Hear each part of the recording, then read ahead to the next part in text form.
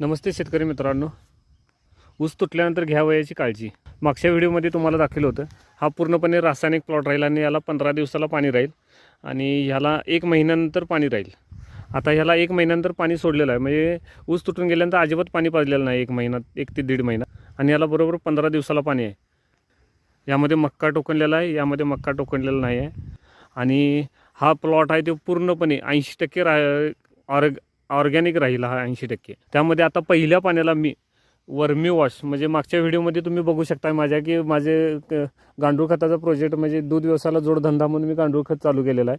त्यामधून मिळालेलं मला वर्मी वॉश आहे. हे 5 लिटर मी 23 गुंठ्यासाठी पंपातून एकसारखी लाईन सोडत जाणार आहे. म्हणजे एक पाण्याची धार असते तशी सोडत जाणार आहे. बदल यामध्ये खूप होतात आणि पूर्णपणे तुम्ही शेतकरी मित्रांनो रासायनिक सोडून 80% तुम्ही ऑर्गॅनिक शेतीकडे वळलं पाहिजे. फायदे बरेच आहेत. आता याच्यामध्ये तुम्ही कोंब बघू शकता उगवलेत कशा, आणि याच्यामध्ये तुम्ही बघू शकता कोंब उगवलेत का नाहीत.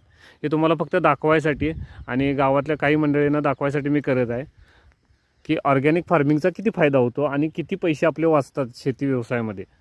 तर चॅनेलला सबस्क्राईब करा, इथून पुढचे बदल दिसत राहतील. आणि आपला व्हिडिओ जास्त मोठा नसतो, छोट्या टायमिंगमध्ये आपल्याला जेवढा अनुभव येतात ते मी सांगत असतो या गोष्टी.